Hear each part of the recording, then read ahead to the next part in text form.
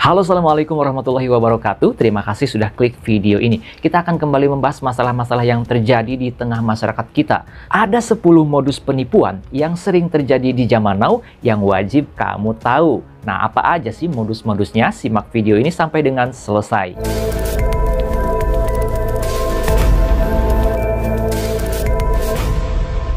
Modus yang pertama adalah modus undian berhadiah. Biasanya si pelaku akan menelpon targetnya secara random, kemudian memberikan informasi bahwa si target ini terpilih menjadi pemenang undian berhadiah. Misalkan dalam rangka ulang tahun, contoh ulang tahun Telkomsel, padahal Telkomsel belum berulang tahun, padahal Telkomsel tidak menyelenggarakan undian berhadiah.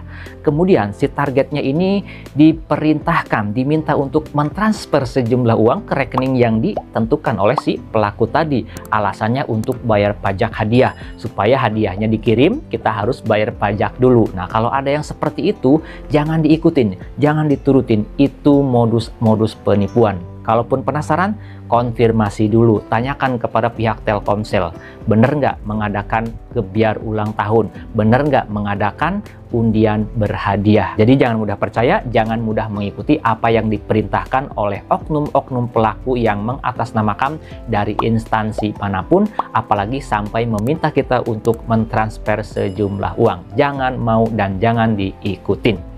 Yang kedua adalah modus lowongan kerja yang mencatut nama BUMN. Ini pernah terjadi kepada salah seorang viewers kita yang mengaku mendapatkan email lowongan kerja.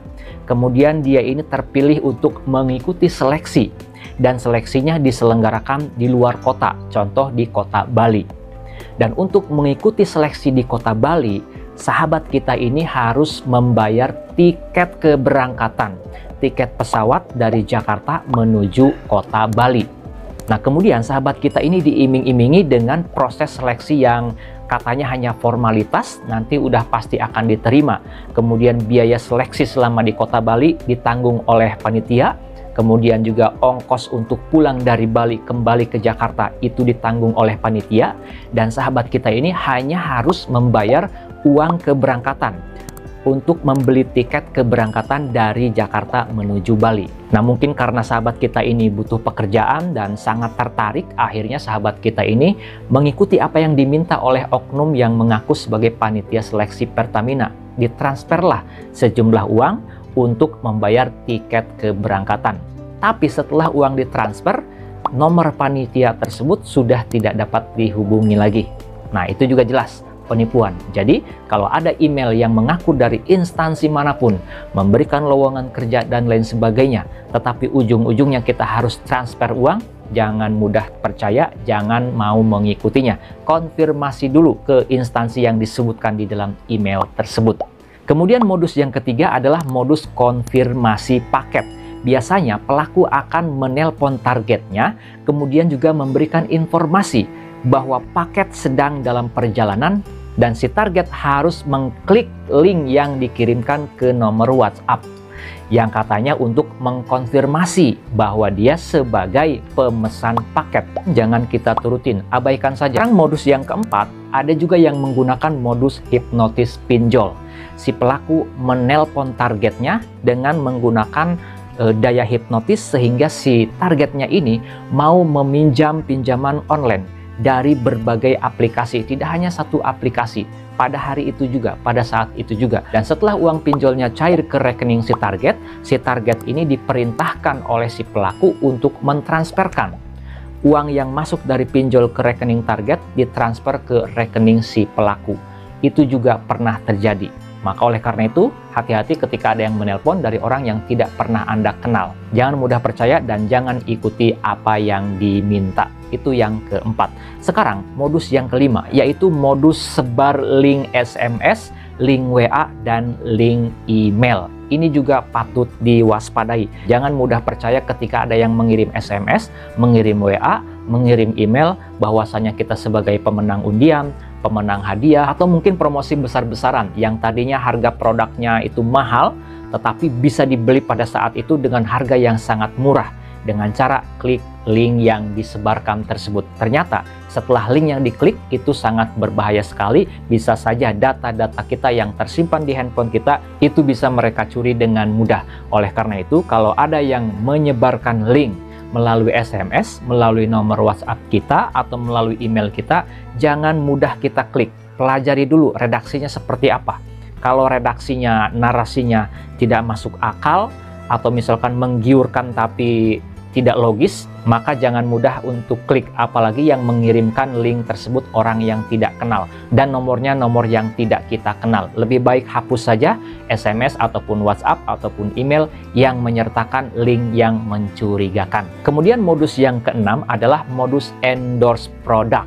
Nah, biasanya si pelaku ini menyasar targetnya mereka yang aktif di media sosial. Misalkan aktif di Facebook, di Instagram, di YouTube, dan medsos-medsos yang lainnya. Si pelaku ini menawarkan kepada si targetnya untuk mempromosikan misalkan produk terkenal. Kemudian setelah si target tertarik, si target akan diminta untuk menyerahkan atau mengirimkan data-data mengenai media sosialnya. Misalkan nama aslinya siapa, kemudian nama medsosnya apa, dan lain-lain sebagainya. Nah, itu juga jangan mudah percaya kalau misalkan ada yang menawarkan endorse dari produk manapun itu, jangan mudah percaya. Kalaupun penasaran, kalaupun mau konfirmasi dulu pada penjual produk atau produsennya. Apakah benar Anda menyelenggarakan endorse atau menawarkan endorse kepada saya sebagai konten kreator kah? Atau sebagai orang yang aktif di media sosial? Nah, itu juga jangan mudah percaya dan tetap berhati-hati. Kemudian, modus yang ketujuh adalah modus investasi online. Biasanya menawarkannya lewat email, lewat WhatsApp, kemudian juga lewat telepon. Mengaku misalkan dari suatu perusahaan yang bergerak di bidang investasi, kemudian juga menawarkan keuntungan yang sangat besar. Contoh misalkan si pelaku ini memberikan informasi kepada si targetnya bahwa dengan berinvestasi 1 juta rupiah, si target akan memperoleh keuntungan puluhan juta rupiah dalam tempo waktu yang singkat.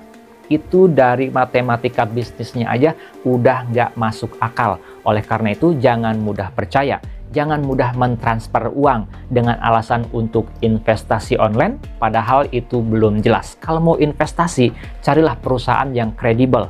Karena kalau investasi yang jelas, yang formal, yang sah, tentu ada kontraknya. Tentu ada hitam di atas putihnya, ada perjanjiannya, dan juga ketat. Ini diawasi oleh OJK. Jadi jangan mudah untuk berinvestasi asal-asalan, terutama investasi secara online. Karena dikhawatirkan kalau kita udah transfer uang dengan alasan untuk investasi, maka uangnya tersebut tidak bisa kembali. Bahkan orang yang menghubungi kita itu akan melarikan diri. Kemudian modus yang ke-8 adalah modus robot penghasil uang, robot kecerdasan buatan penghasil uang. Ini banyak terjadi akhir-akhir ini.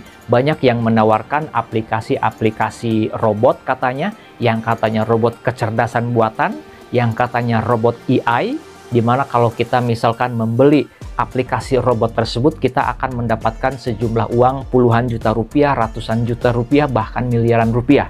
Dengan cara membeli aplikasi robot seharga misalkan 1 juta rupiah, kita akan mendapatkan profit setiap hari misalkan 200.000 rupiah, kemudian selama sekian hari, selama sekian bulan itu kita akan mendapatkan profit yang jumlahnya ratusan juta rupiah. Kemudian si target tertarik, membelilah aplikasi robot AI tersebut. Setelah uangnya ditransfer, 1 hari, 2 hari, memang ada profit yang masuk ke aplikasi robot AI tersebut. Tetapi di hari-hari berikutnya, aplikasinya akan mulai mengalami kendala. Misalkan profitnya tidak masuk, atau misalkan withdrawnya tidak masuk ke rekening kita, dan akhir-akhirnya aplikasinya scam, aplikasinya tutup, dan kita menjadi korbannya. Itu juga modus-modus penipuan yang sering terjadi di zaman now, era kecanggihan digital saat ini. Kemudian modus yang ke-9 adalah modus video call. Teman-teman semuanya, hati-hati ketika ada orang yang video call kepada kita. Jangan mudah kita terima, jangan mudah kita angkat. Khawatirnya ketika kita terima video call tersebut, ternyata si pelaku ini sudah merencanakan agar video call yang ditampilkan adalah video call yang misalkan porno dan lain sebagainya. Kemudian video call kita direkam. Setelah direkam, maka rekamannya akan dikirim ke nomor kita. Ternyata percakapan video call kita itu ada unsur-unsur pornografinya. Bahkan di situ ada video pornografinya. maka biasanya si pelaku ini akan memeras kita. Kita akan dipintain uang sama si pelaku ini. Kalau misalkan kita nggak memberikan uangnya, dia akan mengancam video tersebut akan disebarluaskan di media sosial. Kemudian modus yang terakhir atau modus yang ke-10 yaitu modus telepon dari Mr. X. Misalkan ada orang yang mengaku dari kantor kepolisian, kemudian memberikan informasi bahwa saudara kita ketangkep oleh polisi karena kasus narkoba, kasus pencurian, dan lain sebagainya. Nah, kemudian si Mr. X ini meminta tebusan, meminta sejumlah uang untuk ditransfer dan lain sebagainya. Dan modus penelpon dari Mr. X ini tidak hanya mengatasnamakan dari pihak kepolisian. Mereka mengatasnamakan dari instansi pemerintah, dari LSM, dari manapun, yang mengaku-ngaku misalkan saudara kita terkena musibah, terkena kecelakaan, kemudian ketangkap polisi dan lain sebagainya. Itu juga jangan mudah percaya. Ya, matikan telepon dan konfirmasi kepada saudara kita. Tanyakan bagaimana keadaannya. Kalau baik-baik saja, ini sudah sangat pasti penipuan dengan modus pemerasan melalui telepon dari Mr. X tersebut. Semoga bisa berguna, bermanfaat, dan menambah kewaspadaan serta kehati-hatian kita terhadap modus-modus penipuan tersebut. Kalau video ini ada gunanya, channel ini ada manfaatnya, saya mohon keikhlasan dari teman-teman viewers semuanya untuk subscribe ke channel Pengacara Santuy. Bukan siapa-siapa, hanya Lawyer Ndeso. Sampai jumpa di video-video selanjutnya. Assalamualaikum warahmatullahi wabarakatuh.